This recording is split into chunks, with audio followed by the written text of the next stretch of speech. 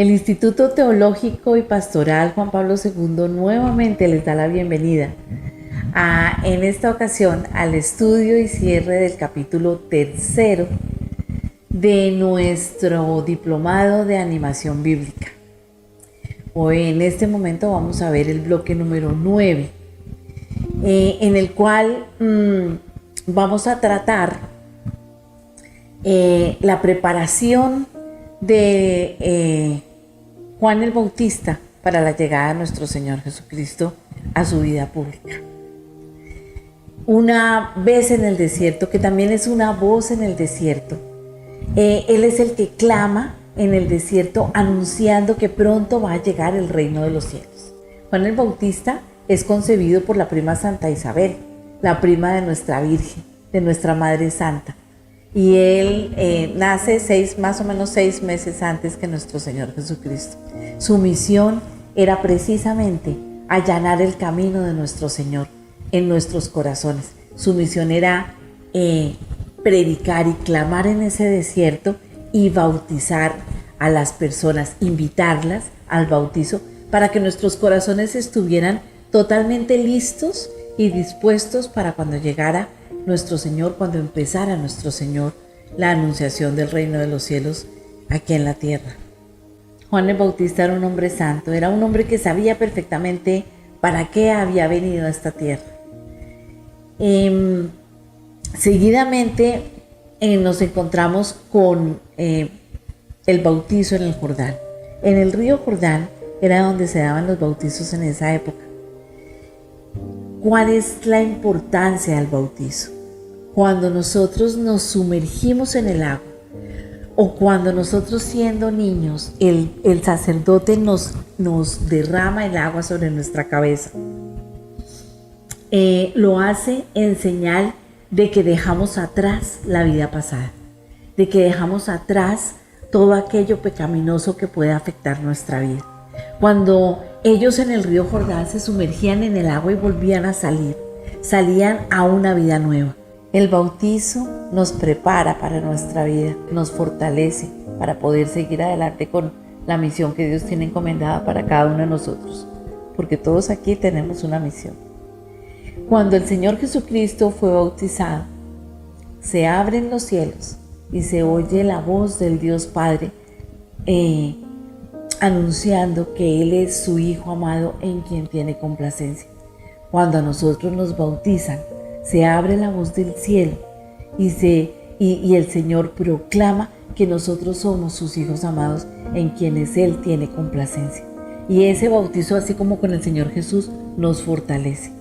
Luego del bautizo de nuestro Señor Jesucristo, nuestro Señor es llevado al desierto.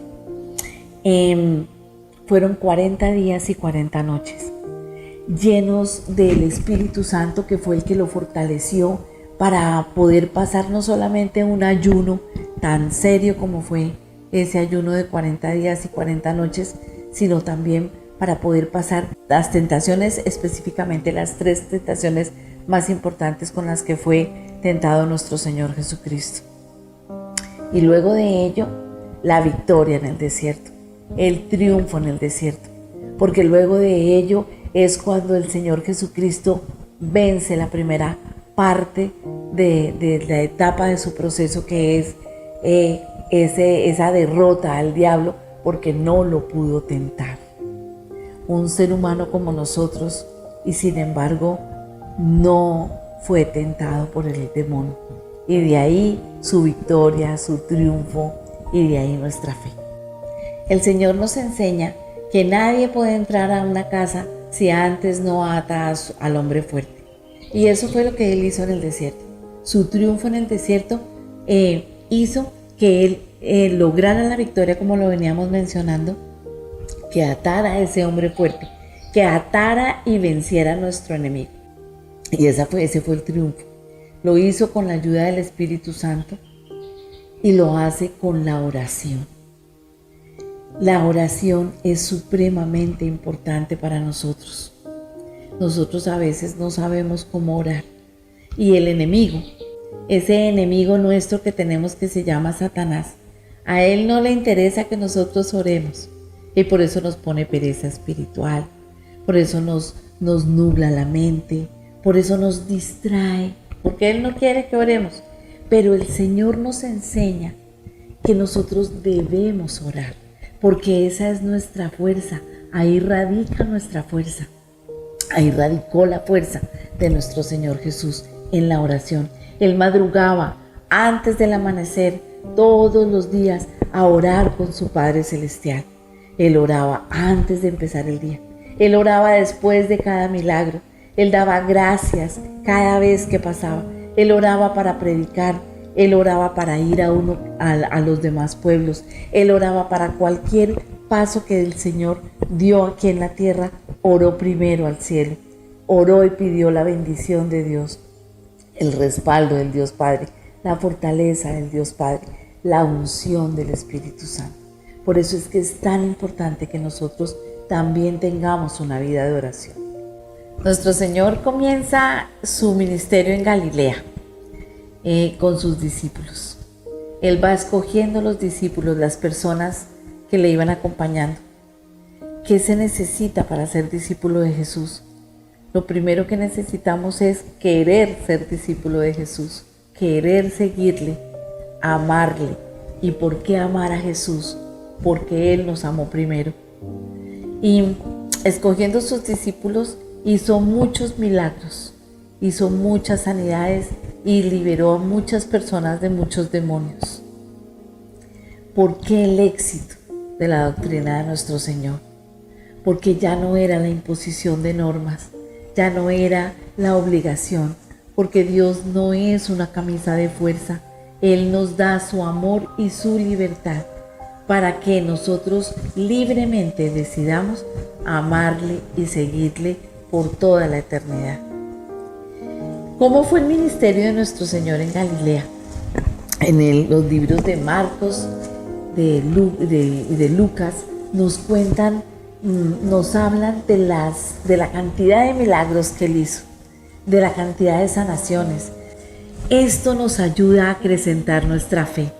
Cuando nosotros necesitamos afianzar nuestra fe, cuando nos sentimos como debilitos en la fe porque estamos pasando momentos o necesidades o circunstancias difíciles, leamos los milagros de Jesús, porque así como lo hizo con ellos, lo hace también con nosotros, lo hace con ustedes, con cada uno de ustedes, porque el amor de Dios es el mismo para ustedes que para todas las personas en general. Dios quiere, Dios Padre, quiere que nosotros lleguemos a la estatura de su Hijo, que tengamos la autoridad y que desarrollemos la autoridad que Jesús tenía y que Jesús tiene, y que Él nos delegó también.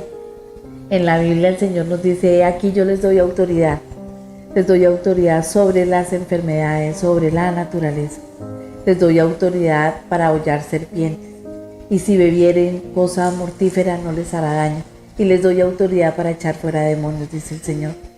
Y de ahí que haya en sus siervos, en los sacerdotes, haya tantos sacerdotes ungidos para eso.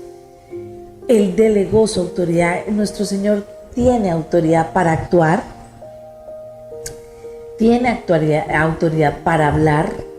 Nuestro Señor tiene autoridad para perdonar los pecados, y tenía autoridad y tiene autoridad todavía, y tendrá toda la autoridad para hacer milagros, porque recordemos que Dios es el mismo ayer, hoy y por los siglos. Él no ha cambiado. Así como hizo los milagros en Galilea, cuando Él vino a la tierra, cuando se personificó como un humano y vino a la tierra, así mismo hace los milagros hoy en día. Así mismo hará los milagros en la eternidad. Este es nuestro bloque 10 del capítulo 3. Este bloque lleva como título La Anunciación. Qué momento más esplendoroso, qué momento más maravilloso, que es cuando Dios escoge su sierva y cuando el corazón de esa sierva maravillosa, hermosa, se rinde ante nuestro Señor. Viene el ángel, la historia nos cuenta que viene el ángel, el arcángel San Gabriel, y saluda a María, el primero en darle honor a la Virgen María. fue nuestro Dios Padre. Él viene y la saluda.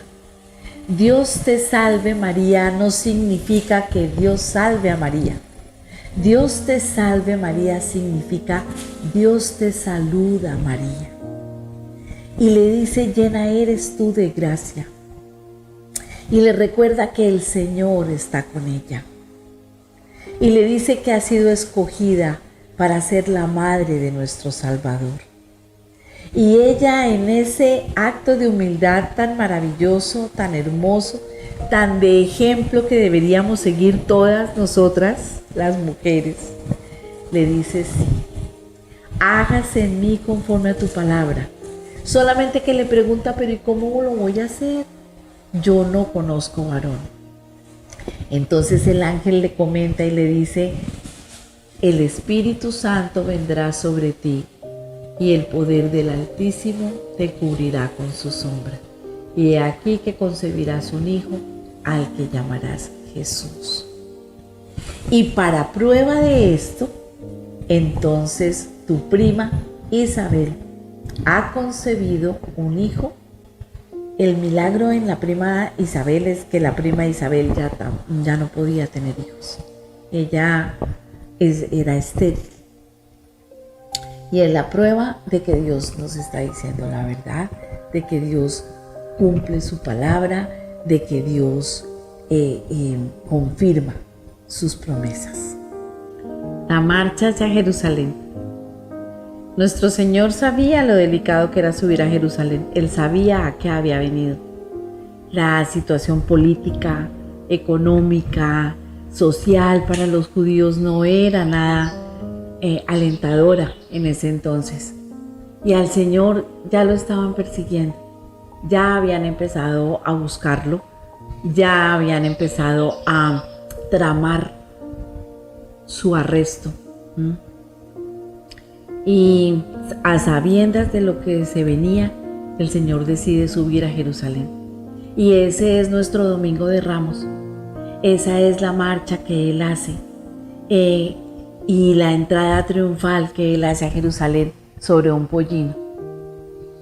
Él llega a Jerusalén para terminar de cumplir su obra, para terminar de cumplir el objetivo que tenía cuando vino a encarnarse de la Virgen María, a cumplir su propósito de liberación, de traernos el reino de Dios y de darnos la vida eterna en bendición. Era ya la época de la Pascua. Iban a celebrar la fiesta de la Pascua. Y Él, como todos los demás, decide celebrar la Pascua. Y es en esa Pascua, en esa cena, en esa última cena, donde Él les comunica que sus días prácticamente han llegado al fin, donde Él les cuenta que va a ser entregado, que va a morir, pero que va a ser glorificado por el Padre. En donde Él les dice que no teman, porque les enviará el Espíritu Santo que los va a fortalecer. Y en donde empiezan sus despedidas, la despedida con sus discípulos.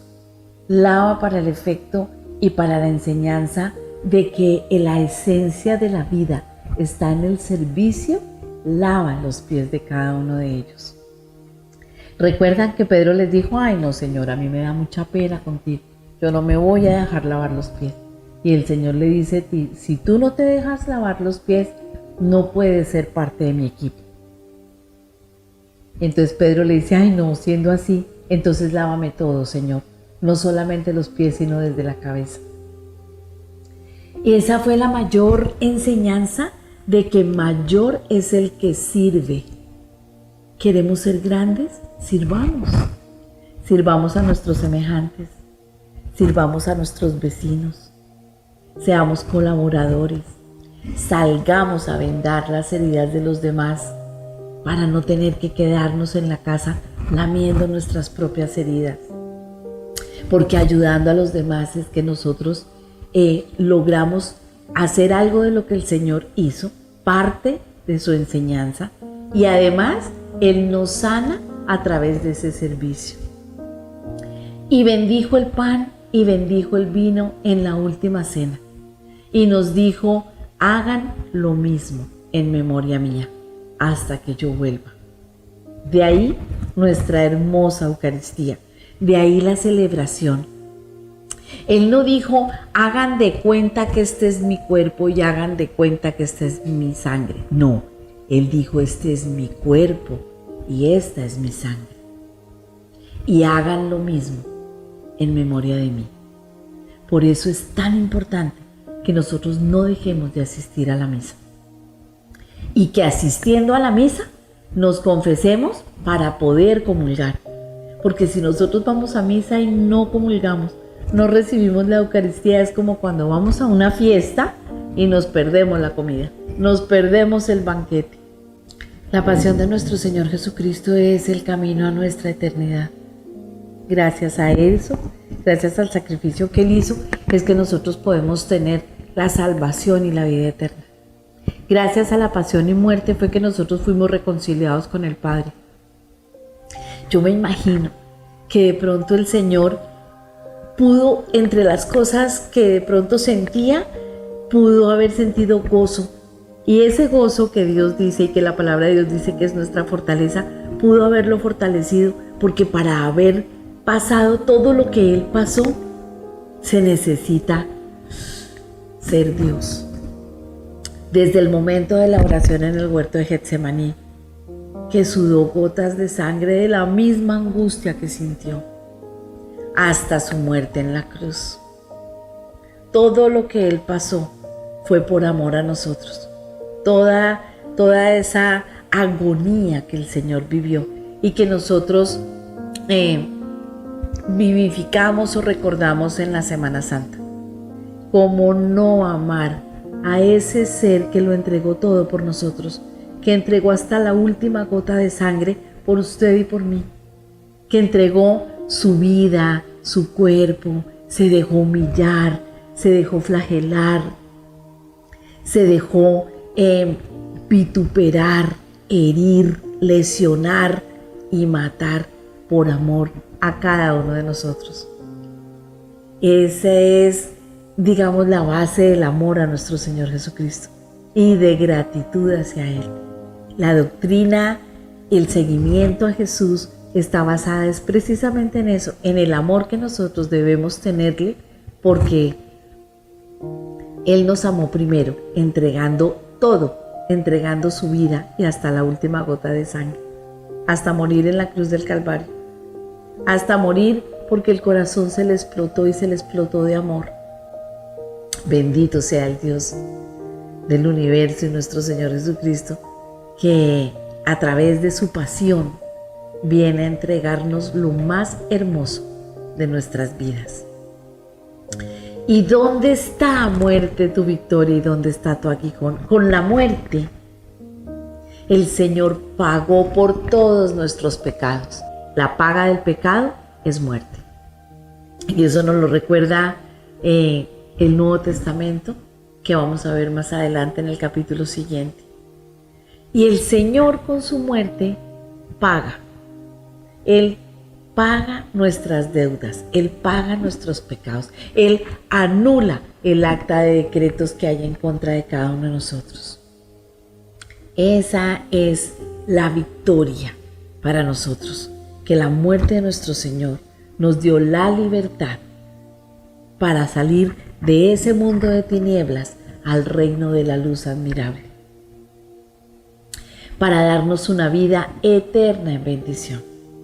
Y esa es nuestra misión aquí en la tierra, es amarlo, seguirle y vivir de tal manera que cuando nos toque irnos con Él, realmente podamos irnos con Él. Por una eternidad. Aquí nos jugamos nuestra eternidad. Bienvenidos nuevamente a nuestro aprendizaje de animación bíblica. Bloque número 11 de nuestro capítulo 3. Y aquí vamos a empezar este capítulo recordando el nacimiento de nuestro Señor Jesús. Era una noche muy fría.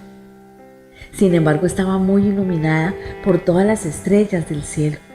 Pero había una en especial que brillaba tremendamente, que era la estrella del oriente que estaba guiando a los reyes que irían y llegarían unos días después con los regalos más hermosos de mirra, oro e incienso para nuestro Señor. Y no encontraron posada en ninguna parte. Y el Dios de los cielos tiene que nacer en un pesebre. Así lo quiso Dios. Así quería Él. Así quería nacer para darnos a entender que las riquezas de este mundo son lo que tenemos en el alma. Que las riquezas de este mundo es no necesitar. No es rico el que más tiene, sino el que menos necesita, dice un dicho popular. Que las riquezas de este mundo están es en el amor, en la gracia de Dios. Solo bastó un techo humilde para que naciera nuestro Señor. Un pesebre. A veces es así nuestro corazón, como un pesebre oscuro, de pronto lleno de tristeza, de pronto con paja, a veces de pronto en circunstancias como malolientes, porque un pesebre es donde apacientan los animales. Pero cuando el niño nació, ese pesebre se iluminó y se llenó de luz. Y así nos pasa cuando recibimos a nuestro Señor en nuestras vidas. Nuestro corazón se ilumina de luz. Y entonces lo que era tristeza se convierte en alegría, porque Él es la alegría. Y lo que era enfermedad se convierte en salud, porque Él es la salud. Y lo que era necesidad se convierte en satisfacción, porque Él provee para nuestras necesidades. Y lo que era soledad se convierte en gozo y en amor, porque Él es nuestro gozo y nuestro amor. Y el que tiene a Dios lo tiene todo. Así nos lo enseñaba nuestra Madre Santa Teresa de Jesús. Solo Dios basta, solo Él basta. El ángel, había varios ángeles cantando gloria a Dios en las alturas y en la tierra paz a los hombres de buena voluntad. Y contándoles a los pastores que había nacido el Salvador. Se ilumina la noche, se ilumina la tierra y les da las señales. Les dice, sigan la estrella, van a ver en el pesebre, encontrarán al niño envuelto en pañales. Y así fue, y llegaron los pastores. Y la Virgen estaba tan sorprendida, tan impactada de ver la reverencia que desde recién nacido había logrado nuestro Señor, el Dios Hijo, el Dios del universo, porque el Verbo encarnado, por quien fueron hechas todas las cosas. ¡Qué belleza! Estos nacimientos, este pesebre nos recuerda la magnitud de la obra de encarnación de nuestro Señor. Esto nos tiene que recordar la alegría y el gozo que nos tiene que dar que vino el Dios de los cielos a la tierra a estar con nosotros. Qué hermosura poder recordar y con qué alegría poder recordar y poder estar ahí y ser partícipes de la honra que Él merece con su nacimiento. Qué bendición poder tener a nuestro Señor. Yo les quiero invitar que para este diciembre, para esta época que nosotros empezamos a vivir, ustedes dispongan su corazón como si fuera un pesebre. Ese es el pesebre donde le vamos a decir, Señor, yo quiero que vengas y nazcas aquí. Quiero que nazcas en mi vida, quiero que nazcas en mi corazón, quiero recibirte, yo te voy a recibir, yo te voy a dar ese hospedaje que todos los demás te negaron en esa época. Porque el Señor llega a iluminar nuestras vidas de una manera impresionante, como la estrella iluminó ese pesebre en esa noche. Para poder llevar nuestra vida de oración y para poder estar cerquita de nuestro Señor, necesitamos el Espíritu Santo. Cuando Él estaba aquí, los discípulos no se le despegaban. Y yo creo que nosotros hubiéramos estado ahí, también estaríamos detrás de Él, para arriba y para abajo. Cuando Él se va, como ya no íbamos a poder estar cerca del Señor, Él nos dice, miren, yo me voy a ir, pero no se preocupen porque yo les voy a dejar un consolador. les voy a dejar mi Espíritu Santo. Y entonces celebramos Pentecostés. Viene la venida del Espíritu. Estaban todos reunidos, cuenta la Biblia. Y baja el Espíritu Santo en forma de lenguas de fuego. Y les da poder. Y empiezan todos a hablar en lenguas diferentes. Y la gente pasaba y pensaba que era que estaban embriagados con vino. No, es que el gozo y el amor de Dios es que lo embriagan a uno. Es que el Espíritu Santo es eso, es gozo, es amor, es paz, es benignidad, es bondad, es fe. Y nos ayuda a tener dominio propio y a permanecer en nuestra fe. Entonces viene el Espíritu Santo y se manifiesta. Se manifestó en ellos cuando ellos empiezan a hablar unas lenguas diferentes.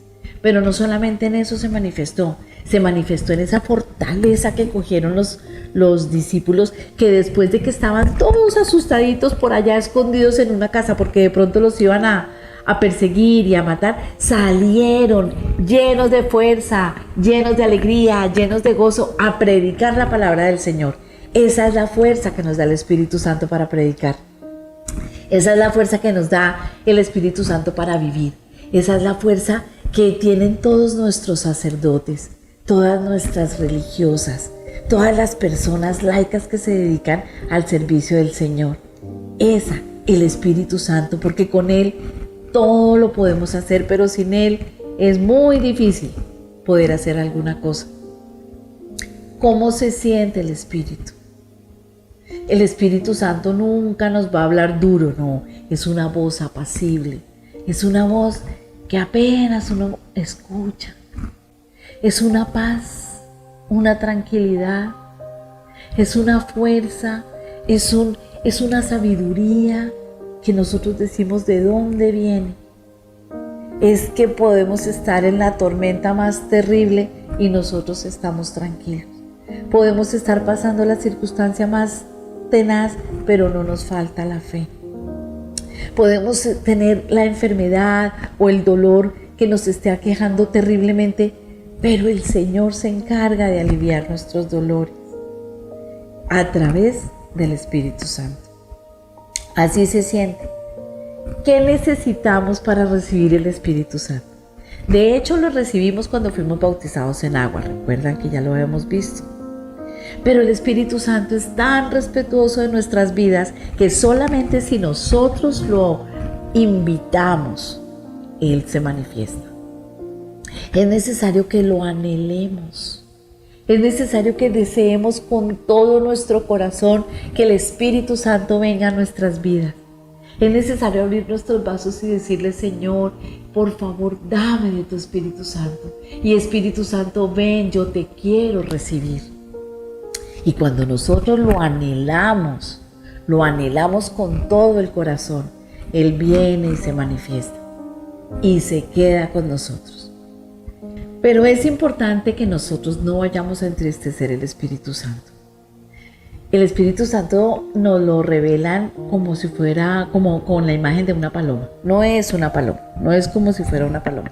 Es que lo revelan como si fuera una paloma, precisamente porque la paloma denota pureza, denota suavidad, denota fragilidad. Y así mismo es el Espíritu Santo. Es la fuerza más poderosa del universo, pero es el ser más amoroso y frágil que podamos conocer nosotros. Por eso es que es tan importante no entristecerlo.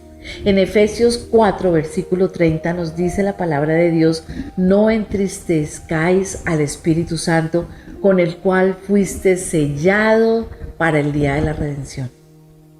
¿Y cómo lo entristecemos? Lo entristecemos con la ira, con la contienda, con la disensión, con las peleas, con las borracheras, con las fornicaciones, con las orgías, con las deshonestidades, con las mentiras, con todas aquellas manifestaciones de la carne de la que nos habla también la palabra del Señor. No contristemos el Espíritu Santo. Sí, habrá momentos en que nos pongamos de mal genio, ok, pero no pequemos. El Señor nos dijo airaos, pero no pequéis. Y si de pronto nos airamos mucho y terminamos pecando, confesarnos. Señor, perdónanos, para que el Espíritu Santo vuelva otra vez a renacer con ese amor y con esa tranquilidad en nosotros. No lo contristemos y no lo apaguemos, porque lo podemos contristar o lo podemos apagar. Y la idea es que permanezca la llama viva. Hola, vamos a ver nuestro bloque 12 del capítulo 3 de nuestro diplomado de animación bíblica. Y en este momento queremos hablar acerca de las primeras comunidades y dentro de ellas la comunidad joánica. Era una comunidad dirigida por el apóstol Juan. El apóstol Juan es el discípulo amado del Señor. El apóstol Juan tiene una importancia y una relevancia impresionante en nuestras vidas y en la palabra de Dios. Tiene muchos escritos. Es el cuarto evangelio de los evangelios del Nuevo Testamento. Tiene 3 cartas escritas y adicionalmente fue a quien le fue revelado el Apocalipsis. Pero es que era el discípulo amado del Señor. Era el más joven.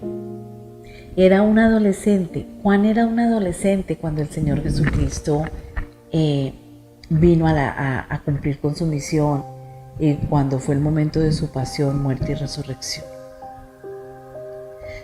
Dios ama a los adolescentes. Los adolescentes tienen una importancia impresionante para nuestro Señor. Ustedes no se imaginan lo que Dios ama a la juventud. Pues es que la juventud es espontánea, la juventud es honesta, la juventud es transparente. El adolescente siente y vive y expresa lo que siente, y por eso Juan era tan amoroso con nuestro Señor. Fue el único discípulo que lo acompañó hasta la cruz del Calvario. Fue el discípulo a quien el Señor Jesús le encargó a nuestra Madre María.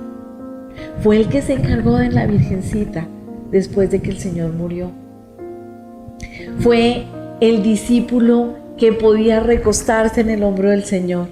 Era su discípulo amado, y por eso, qué regalo más maravilloso, fue al discípulo a quien le fueron contadas y reveladas todas las cosas que iban a pasar, a quien le fueron contadas y reveladas todas las situaciones, circunstancias y hechos futuros que iban a pasar en los tiempos finales. De ahí que él hubiera escrito el Apocalipsis. ¡Qué discípulo amado! Es el evangelio del amor, es el evangelio de Juan. Cuando nosotros leemos la Biblia y leemos el evangelio de Juan, nos damos cuenta de ese amor tan maravilloso que Dios nos entrega a través de él, porque él experimentó el amor de nuestro Señor Jesucristo, pero porque él amó sobremanera a nuestro Señor Jesucristo. Nuestra invitación para que realicen las actividades que hay y que ustedes van a encontrar al final de cada bloque. Son preguntas muy sencillas que nos van a ayudar a afianzar los conocimientos, a recordar lo que leímos, a recordar lo que hemos escuchado, y de verdad que además es una actividad que nos puede entretener y nos va a ser de mucho provecho. Que el Señor les bendiga y muchas gracias.